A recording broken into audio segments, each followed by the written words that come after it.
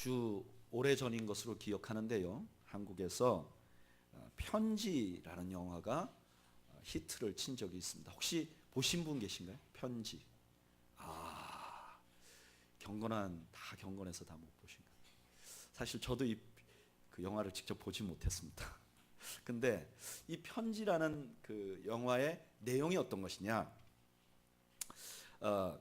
이미 돌아가신 최진실 씨와 박신양이라는 두 배우가 부부로 나오는데, 이 사람들이 부부로 아주 행복하게 살다가 어느 순간에 이 남편 박신양이 뇌종양에 걸립니다.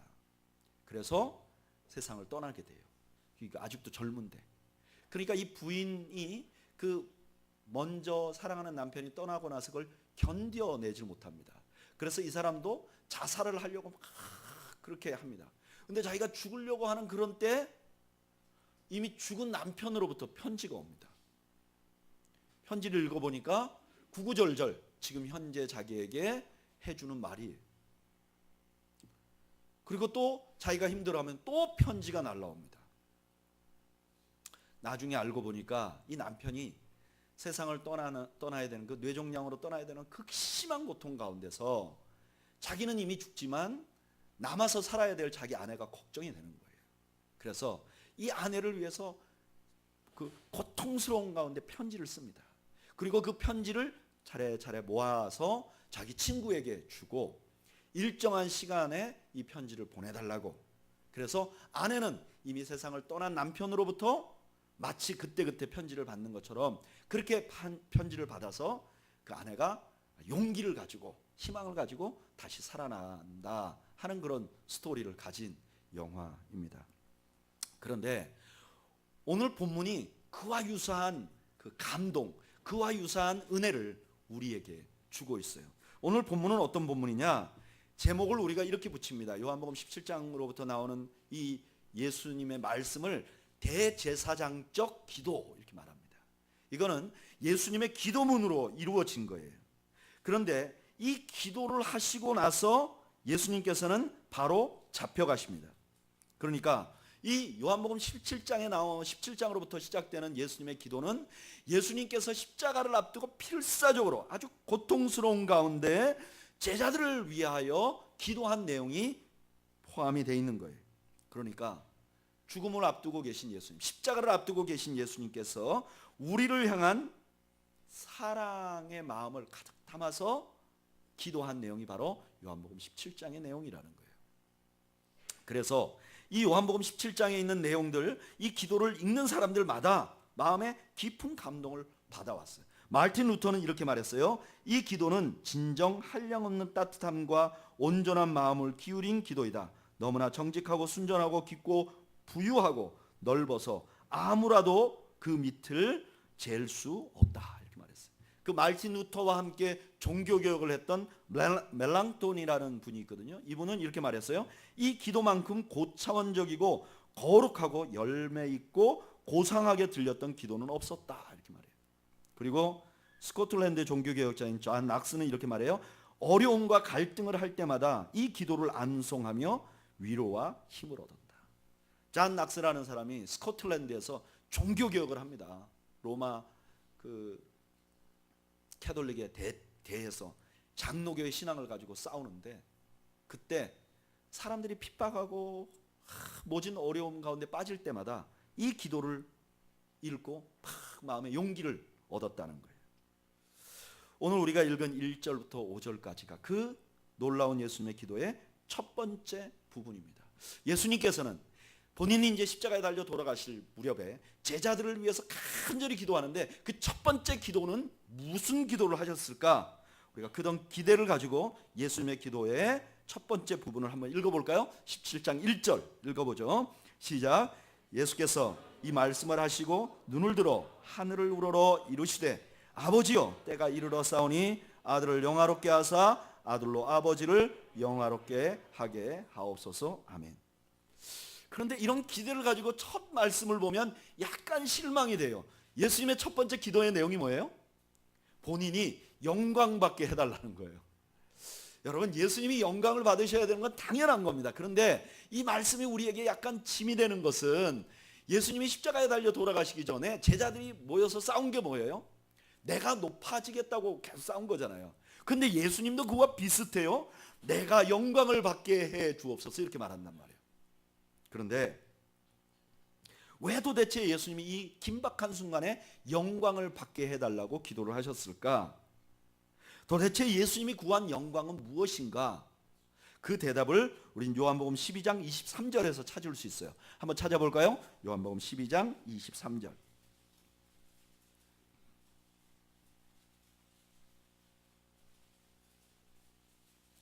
요한복음 12장 23절 읽어보겠습니다. 시작.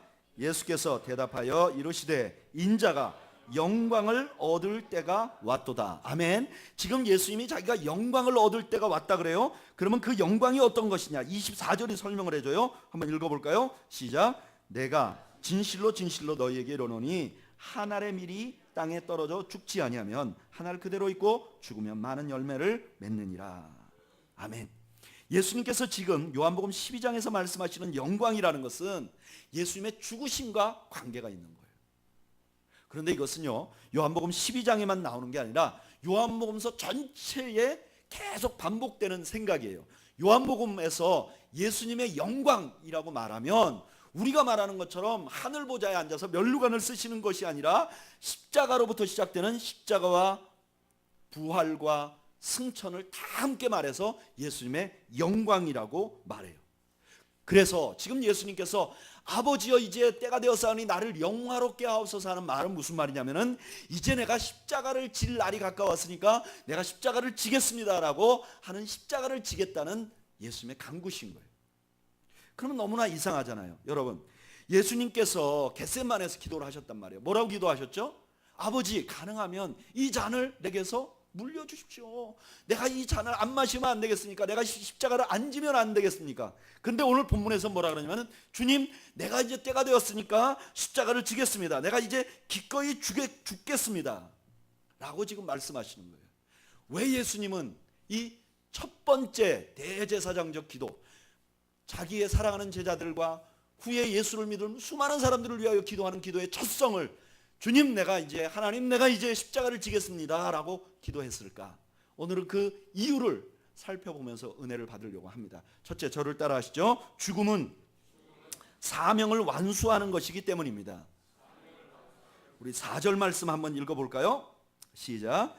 아버지께서 내게 하라고 주신 일을 내가 이루어 아버지를 이 세상에서 영화롭게 하였사오니. 예수님께서는 이제까지 어떻게 살아왔느냐? 하나님께서 자기에게 주신 사명을 완수하고 그 사명 완수한 것 때문에 누가 영광을 받으시도록요? 하나님이 영광을 받으시도록 하는 대로 이때까지 살아왔다는 거예요. 요한복음 4장 34절에 보면 이렇게 말해요. 예수께서 이르시되 나의 양식은 나를 보내신 이의 뜻을 행하여 그 일을 온전히 이루는 것이라. 예수님의 관심 뭐냐? 하나님의 뜻을 이루는 거예요. 여러분들 관심 뭐세요? 예수님의 관심 뭐냐면은 하나님의 뜻을 이루는 거 아닌가, 이게 관심이에요. 그리고 그 뜻을 이룰 때마다 예수님의 목적은 뭐냐면은 하나님이 영광을 받으시는 거예요. 마태복음 15장 31절에 이렇게 말해요. 말 못하는 사람이 말하고 장애인이 온전하게 되고 다리 저는 사람이 걸으며 맹인이 보는 것을 무리가 보고 놀랍게 여겨 이스라엘의 하나님께 영광을 돌리니라. 예수님께서 무슨 일을 했으면 그 다음에 그 목적이 뭐냐? 항상 하나님의 영광이었어요.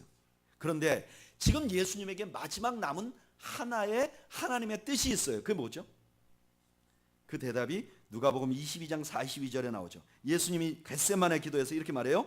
이르시되 아버지여 만일 아버지의 뜻이거든 이 잔을 내게서 옮기시옵소서. 그러나 내 원대로 마시옵고 아버지의 원대로 되기를 원하나이다. 지금 예수님이 십자가를 앞두고 있는데 그게 뭐냐? 하나님의 뜻이라는 거예요. 그래서 예수님은 지금 십자가를 지려고 하시는 거예요. 왜? 하나님의 뜻이기 때문에. 이거를 사도 바울은 이렇게 표현합니다. 갈라디아서 1장 4절에 이렇게 말해요. 그리스도께서 하나님 곧 우리 아버지의 뜻을 따라 이 악한 세대에서 우리를 건지시려고 우리 죄를 대속하기 위하여 자기 몸을 주셨으니.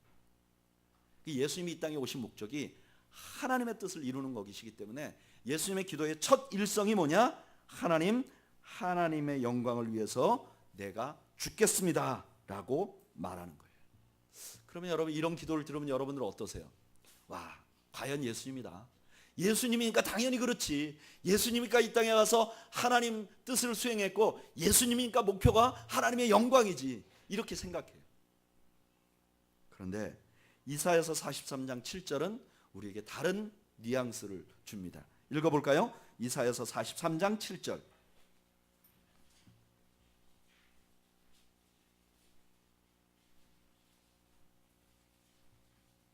이사야서 43장 7절. 1020페이지, 구약 1020페이지, 이사야 43장 7절 읽어볼까요? 시작. 내 이름으로 불려지는 모든 자, 곧 내가 내 영광을 위하여 창조한 자를 오게 하라. 그를 내가 지었고 그를 내가 만들었느니라. 아멘. 예수님, 하나님의 이름으로 불려진 자는 다 이 땅에 살아가는 목적이 있는데, 그게 뭐라는 거예요? 하나님의 영광을 위해서라는 거예요.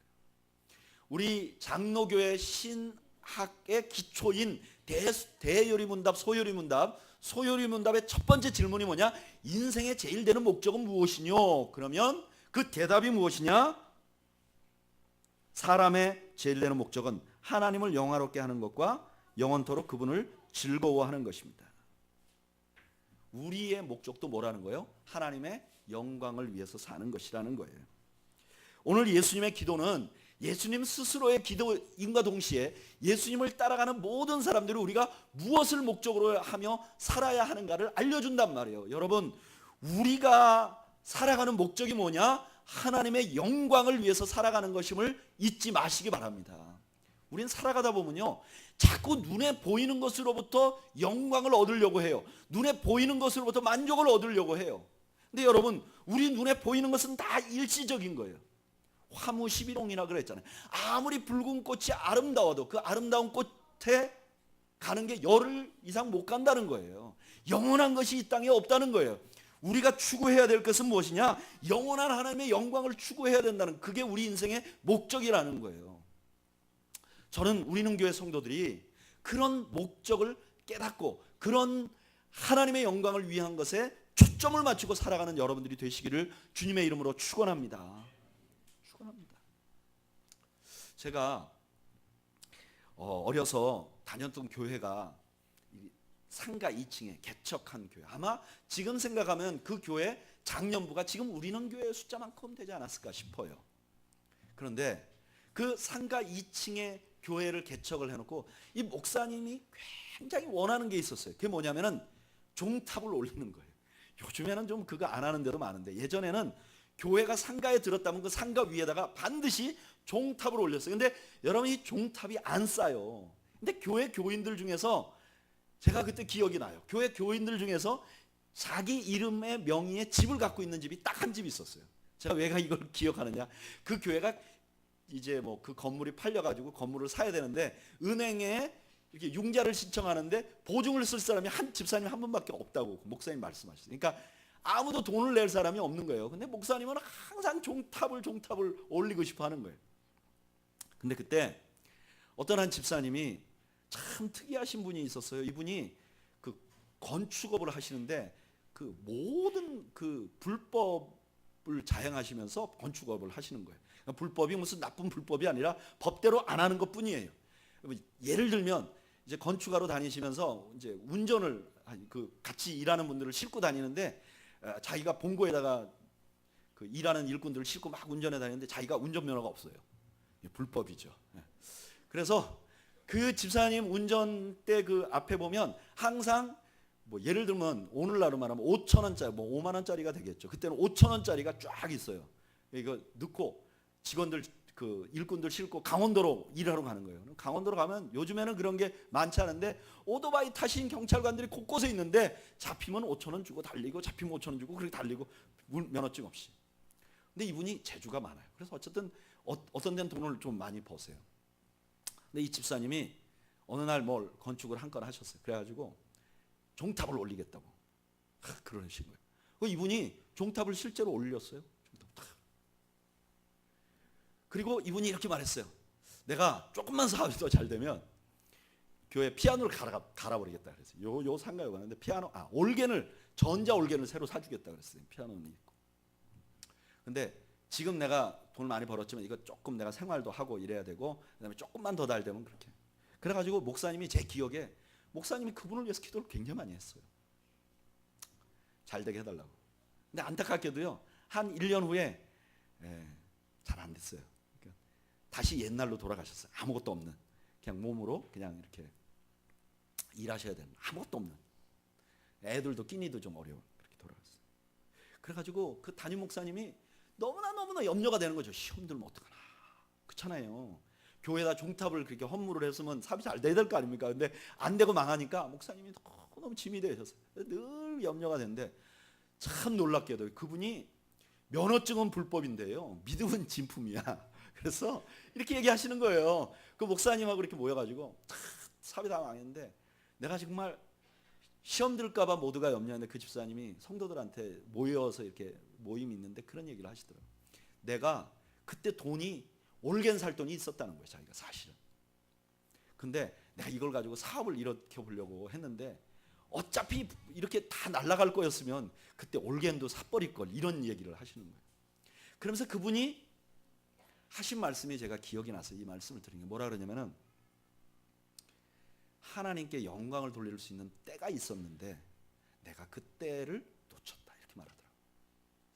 전 여러분들에게 헌금하라 얘기하는 거 아닙니다. 다 알잖아요.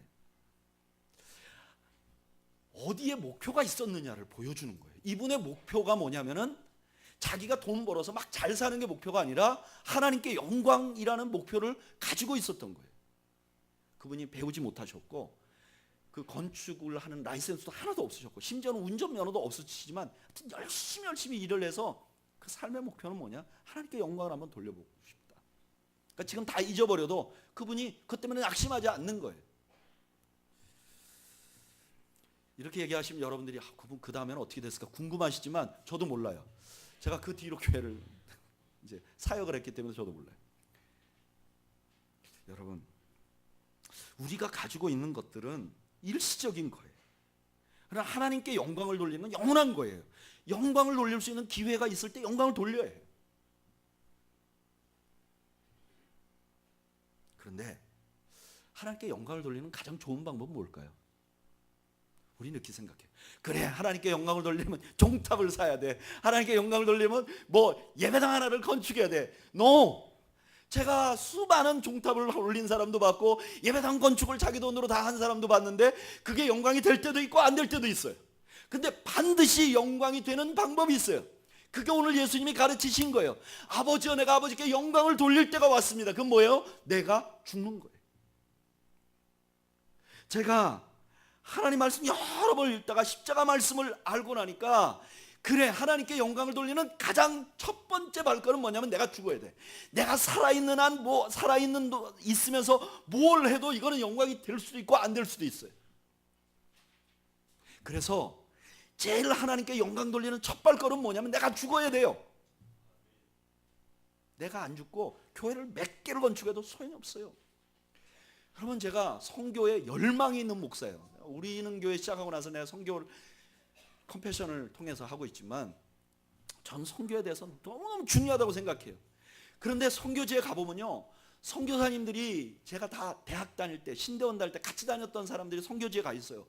이 사람들이 그때는 얼마나 선교에 열망을 가졌는지 몰라요. 신대원 다니면서도 선교 공부를 하고 막 이방을 위해서 밤에 산에 올라가서 기도했던 사람들이에요. 근데 선교지 가잖아요, 너무너무 힘들어해요. 왜 힘들어하냐? 선교사님들끼리 싸워요. 여러분, 선교사가 누구예요? 다 헌신된 사람이잖아요. 여기 있는 분들 중에 선교사만큼 헌신할 수 있는 분이 어디 있어요?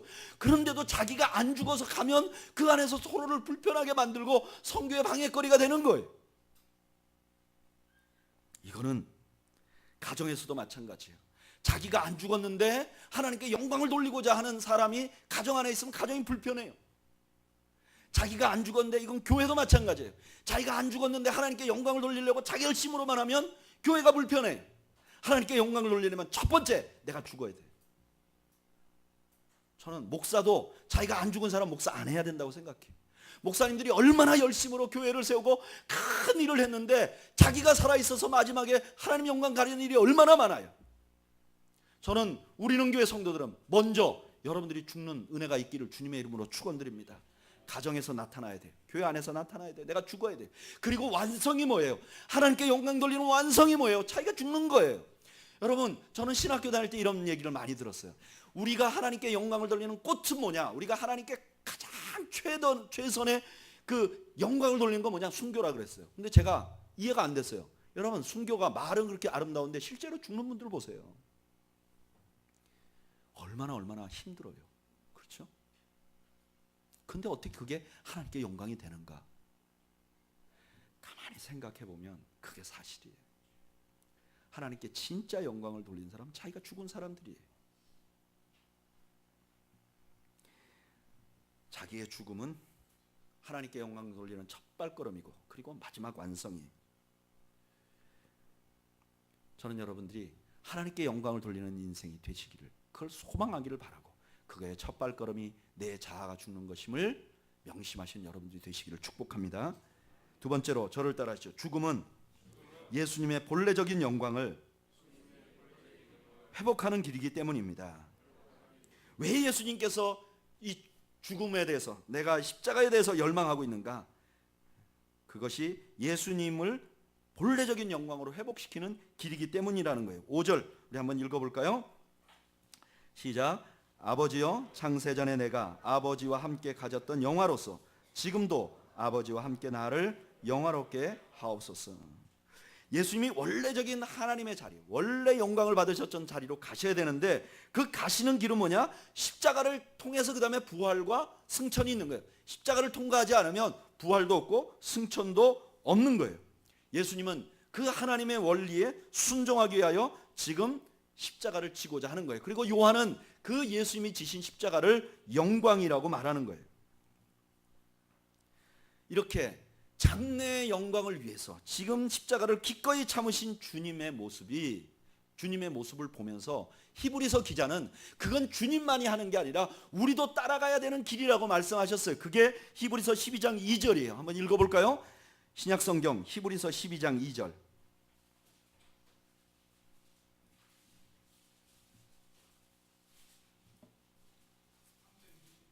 367페이지 읽어보죠. 12장 2절 읽어보겠습니다. 시작. 믿음의 주요 또 온전하게 하시는 이인 예수를 바라보자. 그는 그 앞에 있는 기쁨을 위하여 십자가를 참으사 부끄러움을 개의치 아니하시더니 하나님 보좌 우편에 앉으셨느니라. 아멘. 히브리서 기자가 이렇게 말하는 거예요. 여러분들이 고난 가운데 있죠? 여러분들이 핍박 가운데 있죠? 여러분들이 견디기 힘든 상황에 있죠? 그럴 때 예수님을 바라보세요. 예수님 어떻게 하셨는가? 예수님이 십자가를 통과하면서 그 고통을 겪으면서 그걸 통과하시고 나서 하나님 보좌 우편에 앉으셨습니다. 우리도 그렇게 가는 것입니다. 여러분, 예수 믿으며 사는 길은 꽃길이 아니에요. 우리에게 시련을 겪게 돼 있어요. 근데 시련이 있을 때마다 꼭 이 점을 기억하시기 바랍니다. 우리 주님도 시련을 겪으셨어요. 여러분, 우리가 시련을 겪지 않고 주님을 닮을 수가 없어요. 주님을 온전하게 닮을 수가 없어요. 나는 고난 하나도 안 겪고 주님을 온전하게 닮아가겠습니다. 그건 불가능해요. 왜냐하면 우리 주님은 십자가를 지신 주님이시기 때문에 그래요. 혹시 나는 예수 믿는데 하나도 어려움이 없다, 그러면 그게 더 큰 문제예요. 예전에 제가 시골에 저희 고향 마을에 가끔 가보면 봄이 되잖아요. 봄이 되면 겨우 내내 이제 재웠던 소를 일으켜요. 그래가지고 우리 할아버지가 콧뚜레를 새롭게 탁 잡아요. 왜냐면 이게 쟁기질을 해야 되는데 겨우 내내 그냥 소가 먹고 놀잖아요. 그 안에 있으면 뭐 먹여주고 재워주고 얼마나 좋아요. 근데 이제 봄이 되면 일을 해야 돼요. 그래서 콧뚜레를 탁 잡아서 끌어서 이제 일할 수 있도록 만들어 주려고 해요.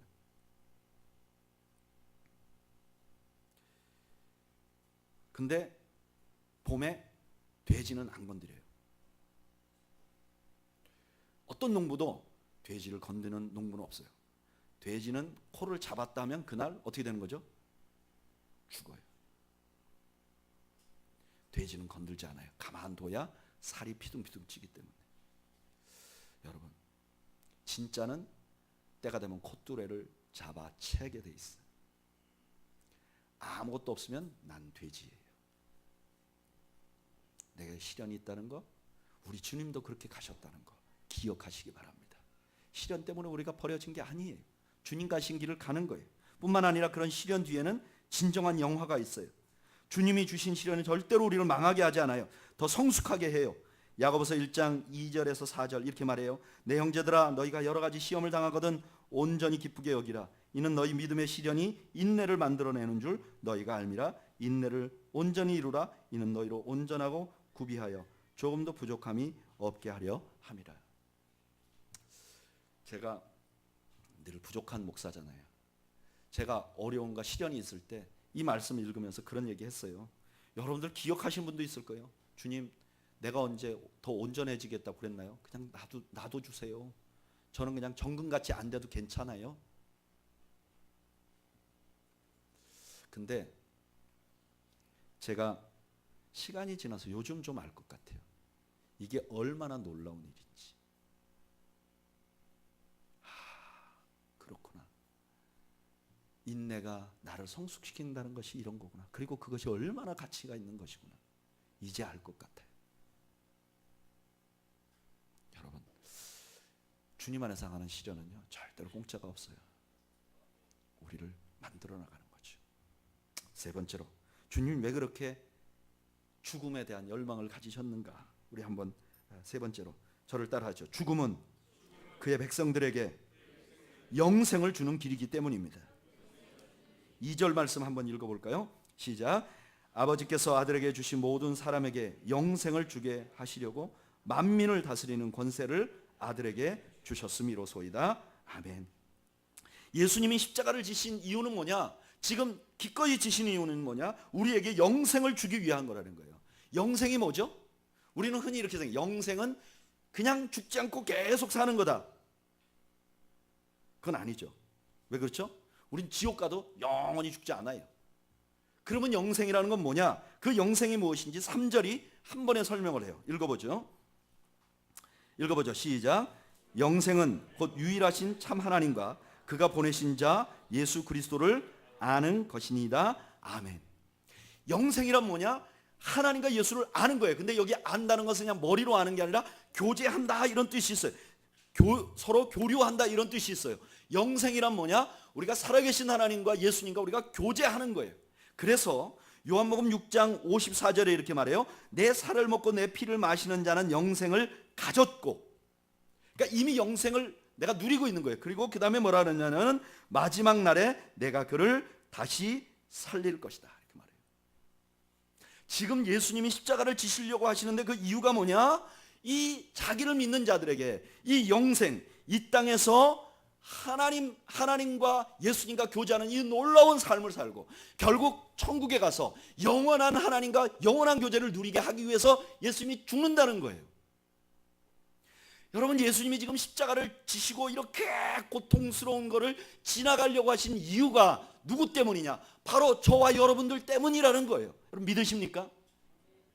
그래서 이 예수님의 기도를 보면 자연스럽게 이 기도 속에서 내가 얼마나 존귀하고 내가 얼마나 하나님이 나를 사랑하시는지를 알게 되는 거예요. 그리고 이 기도 앞에서 우리는 절대로 우리를 포기할 수 없는 거예요. 예수님이 이렇게 말씀하시는 거예요. 내가 너희들을 영생을 얻게, 너희들이 이 땅에서 하나님과 교제하기 위해서 내가 죽는다 이 말이에요.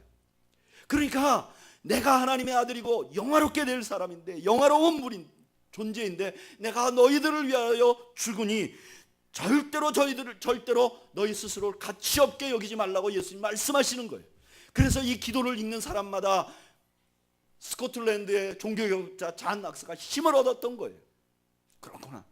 내가 사람들이 핍박할 때, 내가 쫓겨다닐 때, 내가 가진 모든 포지션을 잊어버렸을 때 나는 정말 이거 뭐하러 이렇게 살아가는가 하는데 내 가치가 거기서 나오는 게 아니라 나를 위하여 죽으신 예수님으로부터 나오는 거구나 하는 것을 알게 된 것이죠. 그래서 이 기도를 들은 우리들은 절대로 우리가 가진 상황과 우리가 가진 재산과 우리가 가진 외적인 요인 때문에 우리를 평가하고 낙심해서는 안 돼요. 제가 미국에서 목회할 때 한 자매님을 불러서 간증을 들은 적이 있어요. 이분이에요. 제가 들은 간증을 들으면 가운데 분이에요. 여러분 혹시 잘생긴 양쪽의 분이 간증했나 싶을 텐데 가운데 분이에요. 그리고 이 가운데 분은 지금 서 계세요. 앉아 있는 게 아니에요. 이 키가 지금 154인가 134cm.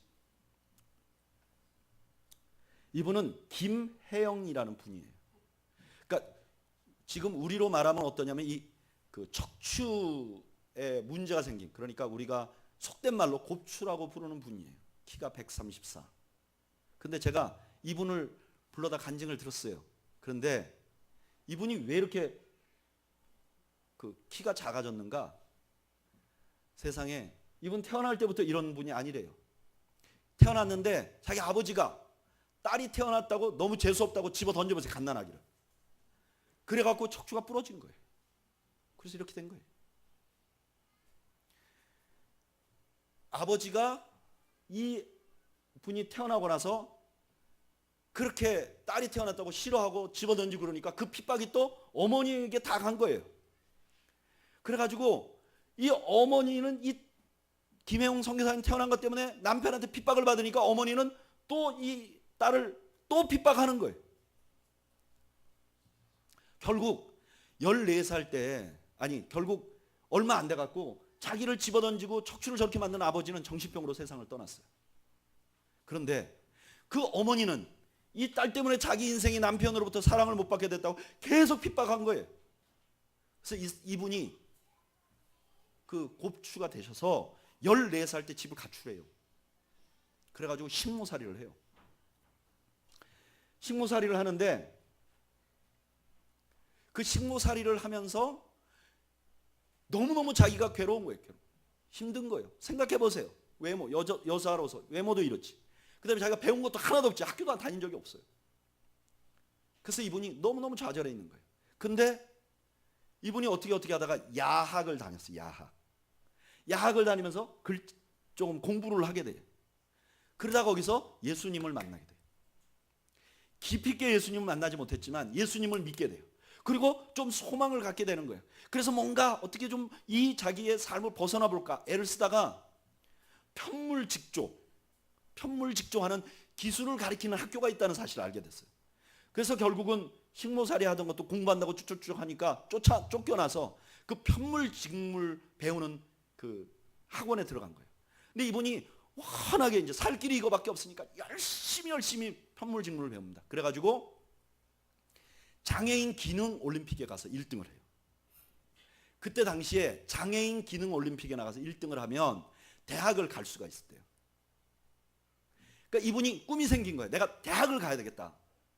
그런데 참 사람이 참 희한한 게 그렇게 어렵게 편물직물을 배우면서 이분이 예수님을 만나서 슬쩍 던진 말이 있어요.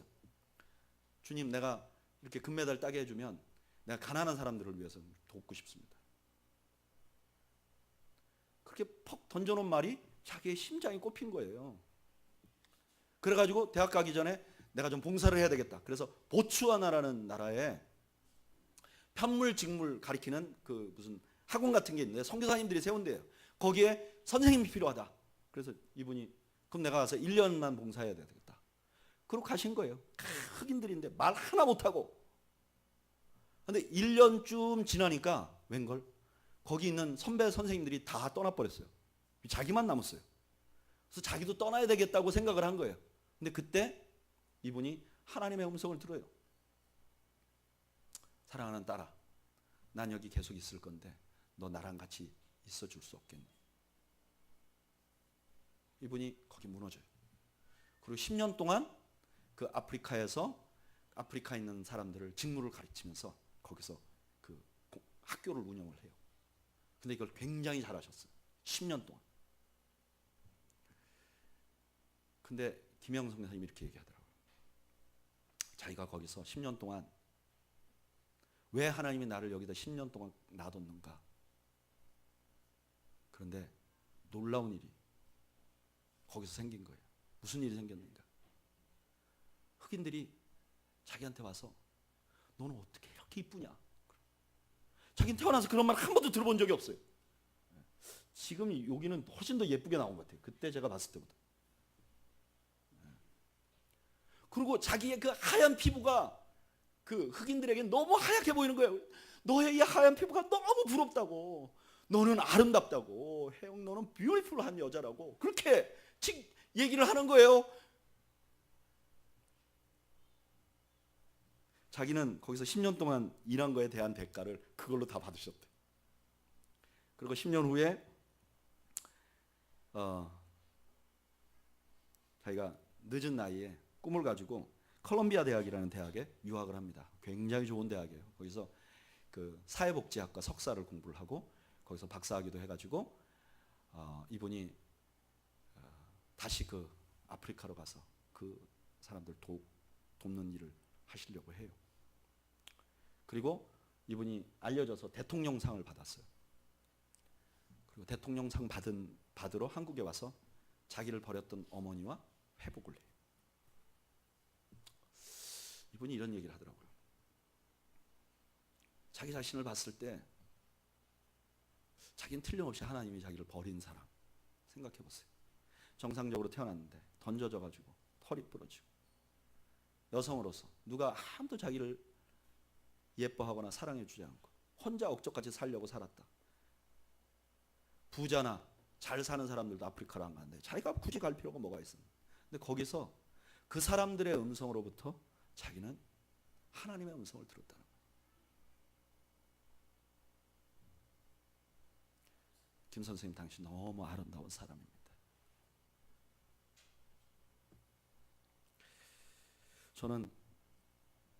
저도 그런 말을 들은 적이 있습니다. 저는 그 말을 여러분들로부터 들었어요. 사람들이 아무리 말해도 믿어주지 않고 마치 척추 디스크 걸린 사람처럼 그렇게 말할 때 여러분들이 목사님 사랑합니다. 전 여러분들로부터 하나님의 음성을 들어요. 어저께도 한번 들었어요. 그저께 제 생일이었잖아요. 근데 제가 금요일까지 일하느라고 어저께 내려왔어요. 내려와서 우리 가족들이랑 저녁 먹었는데 우리 아이들이 저한테 생일 카드를 줬어요. 이만큼 두꺼운 카드를. 여러분도 아시다시피 우리 아이들이 뭐 4살이나 5살이 아니에요. 쟤네들이 지금 19살, 20살인데 제가 쟤네들 19살, 20살 될 동안 생일 카드를 여러 번 받아봤는데요. 그 2주를 넘어가는 생일 카드를 받아본 적이 없어요. 그리고 근데 이번에 이 아이들이 아버지에게 감사하는 조건 100가지를 적어줬어요. 아직 다 못 읽어봤거든요. 얼마나 위로가 되고 격려가 되고 마치 하나님의 음성 같았어요. 여러분들이 어떤 처지에 있든지 그것으로 여러분들 평가하지 마세요. 지금 우리가 영생의 소망을 갖고 있다면 바로 당신을 위해서 예수님이 돌아가신 거예요. 여러분들이 어떤 삶을 살든 상관없어요. 두 번째, 그 하나님의 음성을 여러분들 입으로 또 다른 사람들에게 전달해주는 축복을 여러분들이 누리시면 좋겠어요. 기왕이면 그 격려를 우리는 교회 공동체 안에서 저는 받기를 원해요. 지적하는 거 어디든지 받을 수 있어요. 너 잘했느냐 잘못했느냐 성적표 받는 거 어디서나 받을 수 있어요. 내가 일한 대가를 받는 거 어디서나 받을 수 있어요. 그러나 너는 하나님이 보낸 천사야 라는 음성은 아무 데나 들을 수 없어요. 저는 여러분들이 우리가 서로 그런 격려를 하는 공동체가 되기를 소원합니다. 우리는 교회가 앞으로 어떻게 나갈 것인가? 저는 다른 건 포기해도 사랑하게 공동체가 되는 건 포기할 수 없어요. 우리가 어떻게 어떻게 세워진 교회고 어떻게 만난 우리입니까? 우리가 서로 깊이 있게 사랑하고 서로 격려하면서 우리 서로에게 하나님의 음성을 듣고 다시 일어나고 다시 우리를 위하여 죽으신 예수 그리스도를 위하여 그 영광을 위하여 나 자신을 죽여가는 그런 아름다운 공동체를 우리가 만들어 나가기를 주님의 이름으로 축원합니다. 우리 한번 이 시간 잠시 기도할까요?